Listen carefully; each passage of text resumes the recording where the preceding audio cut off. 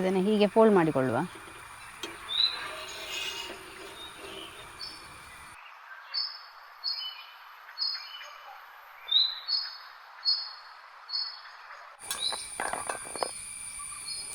Hi friends, ನೋಡಿ ಇದು ಹಲಸಿನಕಾಯಿ ಬೀಜ. ನಮ್ಮ ಕಡೆಯಲ್ಲೆಲ್ಲ ಇದಕ್ಕೆ ಬೋಳೆ ಅಂತ ಹೇಳ್ತೇವೆ. ಈ ಬೋಳೆಯನ್ನು ಯೂಸ್ ಮಾಡಿಕೊಂಡು ನಾನು ಇವತ್ತೊಂದು ಡಿಫ್ರೆಂಟ್ ಆದ ಮಸಾಲೆ ದೋಸೆ ಹೇಗೆ ಮಾಡೋದು ಅಂತೇಳಿ ತೋರಿಸ್ತೇನೆ. ಹಾಗಾದರೆ ಸ್ಟಾರ್ಟ್ ಮಾಡುವ. ನಾನು Asha Udupa Kateel. Welcome back to Karavali mirror. ನೋಡಿ, ಮೊದಲಿಗೆ ಉಂಟಲ್ಲ, ಈ ಹಲಸಿನಕಾಯಿದ್ದು ಸಿಪ್ಪೆ ತೆಗೆದುಕೊಳ್ಬೇಕು. ಈ ಬೀಜದ ಸಿಪ್ಪೆ ತೆಗಿಲಿಕ್ಕೆ ಉಂಟಲ್ಲ, ಹೀಗೆ ಒಂದು 2 ಸಲ ಬಡಿದರೆ ಸಾಕು, ಸಿಪ್ಪೆ ಹೇಳ್ತದೆ. ಇದು ನೋಡಿ, ನಾವು ಹಲಸಿನಕಾಯಿ ತೆಗೆದ ನಂತರ 1 ತಿಂಗಳು ಹೀಗೇ ಬೀಜವನ್ನು ಬಿಟ್ಟು ಹೀಗೆ ಯೂಸ್ ಮಾಡಿಕೊಳ್ಬೋದು. ನೋಡಿ ಹೇಗೆ ಫ್ರೆಶ್ ಆಗಿರ್ತದೆ.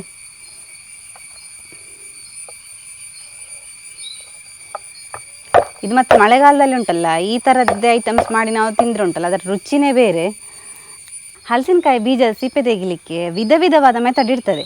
ಅದೇನಂತ ಹೇಳಿದರೆ, ಕೆಲವೊಂದು ಸಲ ಈ ಸಿಪ್ಪೆ ಇರ್ತದಲ್ಲ, ಆ ಸಿಪ್ಪೆಯನ್ನು ಒಟ್ಟಿಗೆ ನಾವು ಹುರ್ಕೊಂಡ್ರೆ ಆವಾಗ ಬಿಸಿ ಆಗ್ತದಲ್ಲ, ಬಿಸಿ ಆದ ಕೂಡಲೇ ಸಿಪ್ಪೆ ಹೇಳ್ತದೆ. ಮೊದಲಿಗೆ ಕುಕ್ಕರಲ್ಲಿ ನಾನು ಒಂದು 1/4 ಕುಕ್ಕರ್ ಆಗುವಷ್ಟು ನೀರಿಟ್ಟಿದ್ದೇನೆ. ಅದಕ್ಕೆ ಈ ಬೋಳೆಯನ್ನು ಬೇಯಲಿಕ್ಕೆ ಹಾಕ್ತಾ ಇದ್ದೇನೆ. ಇದೊಂದು 2ರಿಂದ 3 ವಿಸಿಲ್ ಬರಲಿ, ಆವಾಗ ಚೆನ್ನಾಗಿ ಬೇಯ್ತದೆ. ನೀರುಳ್ಳಿಯನ್ನು ನಾವು ಚಿಕ್ಕದಾಗಿ ಕಟ್ ಮಾಡಿಕೊಳ್ಬೇಕು. ನಾರ್ಮಲ್ ನಾವು ಬಾಜಿಗೆ ಏನೆಲ್ಲ ಯೂಸ್ ಮಾಡ್ತೇವೆ ಪ್ರೊಸೀಜರ್, ಅದೇ ಥರ ಇಲ್ಲಿ ಕೂಡ ಫಾಲೋ ಮಾಡಲಿಕ್ಕೆ.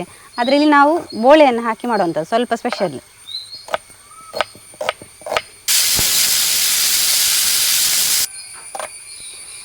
ನಾನಿಲ್ಲಿ ಬಾಜಿಗೆ ಉಂಟಲ್ಲ ಸ್ವಲ್ಪ ಚಿಕ್ಕದಾಗಿ ಕಟ್ ಮಾಡಿಕೊಳ್ತೇನೆ. ಕೆಲವರಿಗೆ ಉದ್ದ ಕೂಡ ಕಟ್ ಮಾಡಿಕೊಂಡು ಹಾಕ್ತಾರೆ.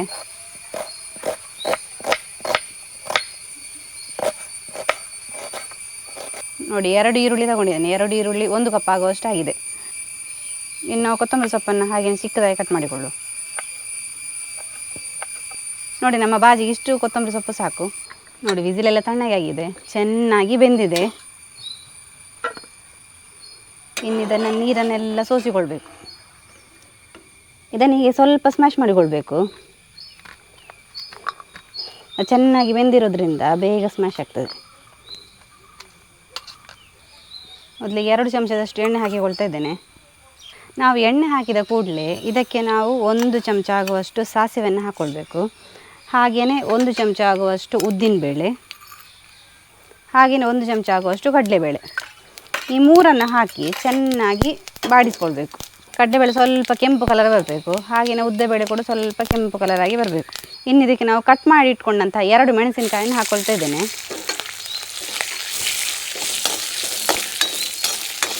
ಹಾಗೆಯೇ ಮೆಣಸು ಬಾಡಿದ ಕೂಡಲೇ ನಾವು 2 ಈರುಳ್ಳಿ ಕಟ್ ಮಾಡಿ ಇಟ್ಕೊಂಡಂಥದ್ದು ಹಾಕ್ಕೊಳ್ತಾ ಇದ್ದೇನೆ.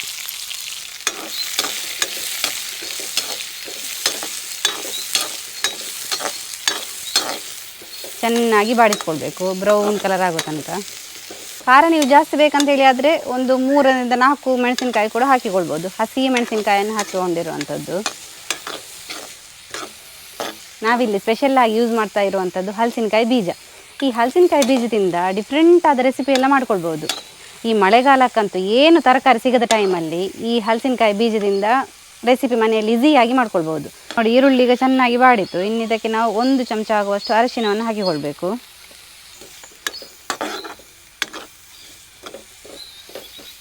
ಇನ್ನು ನಾವು ರುಚಿಗೆ ತಕ್ಕಷ್ಟು ಉಪ್ಪನ್ನು ಬೆರೆಸಿಕೊಳ್ಳುವ.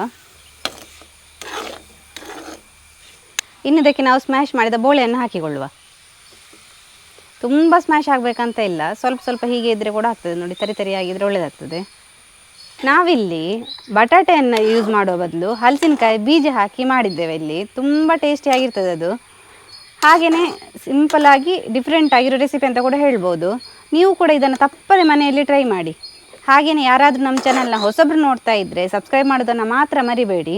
ನಮ್ಮ ಯೂಟ್ಯೂಬ್ ಚಾನಲ್ ಹಾಗೆಯೇ ಫೇಸ್ಬುಕ್ಕಲ್ಲಿ ಕೂಡ ನಮ್ಮದು ಪೇಜ್ ಇದೆ, ಅದರಲ್ಲಿ ಕೂಡ ಫಾಲೋ ಮಾಡಿ. ಹಾಗೆಯೇ ಯೂಟ್ಯೂಬಲ್ಲಿ ಕೂಡ ಸಬ್ಸ್ಕ್ರೈಬ್ ಮಾಡಿ.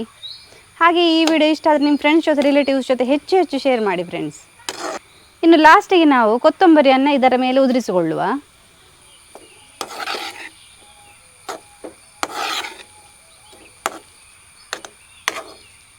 ನೋಡಿ, ಕಲರ್ಫುಲ್ ಆದ ಹಲಸಿನಕಾಯಿ ಬೀಜ ಅಥವಾ ಬೋಳೆಯಿಂದ ಮಾಡಿದಂತಹ ಬಾಜಿ ರೆಡಿಯಾಗಿದೆ. ಹೇಗೆ ಕಲರ್ಫುಲ್ ಆಗಿ ಬಂದಿದೆ ನೋಡಿ, ತುಂಬಾ ಚೆನ್ನಾಗಿದೆ. ಹಾಗೆಯೇ ಮಾಡಲಿಕ್ಕೆ ಕೂಡ ತುಂಬ ಸಿಂಪಲ್, ನೋಡಿದ್ರಲ್ಲ ಫ್ರೆಂಡ್ಸ್, ತುಂಬ ಕಷ್ಟ ಇಲ್ಲ ಮಾಡಲಿಕ್ಕೆ. ಕಾವಲಿಯನ್ನು ಕಾಯಲಿಕ್ಕೆ ಇಟ್ಟಿದ್ದೇನೆ, ಚೆನ್ನಾಗಿ ಕಾದಿದೆ. ಈಗ ಅದಕ್ಕೆ ಸ್ವಲ್ಪ ಎಣ್ಣೆಯನ್ನು ಸವರಿಕೊಳ್ಳುವ.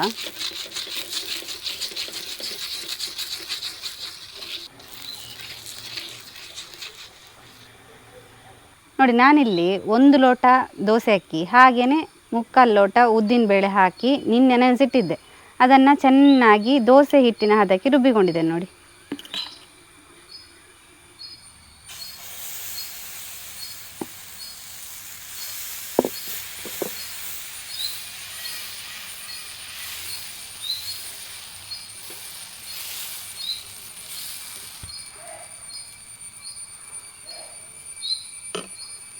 ನೋಡಿ, ತೆಳುವಾಗಿ ಮಸಾಲೆ ದೋಸೆನ ಹೀಗೆ ಹಾಕಿಕೊಳ್ಬೇಕು. ಇನ್ನು ಅದರ ಮೇಲೆ ನಾವು ಬಾಜಿ ಹಾಕಿಕೊಳ್ಳುವ.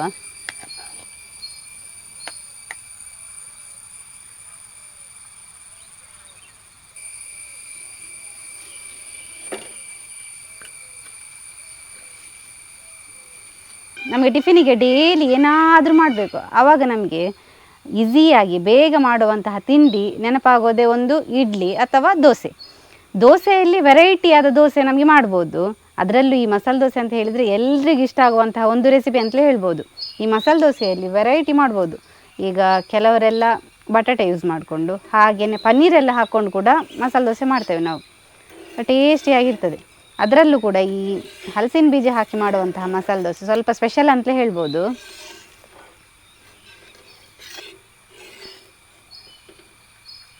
ಇದನ್ನು ಹೀಗೆ ಫೋಲ್ಡ್ ಮಾಡಿಕೊಳ್ಳುವ.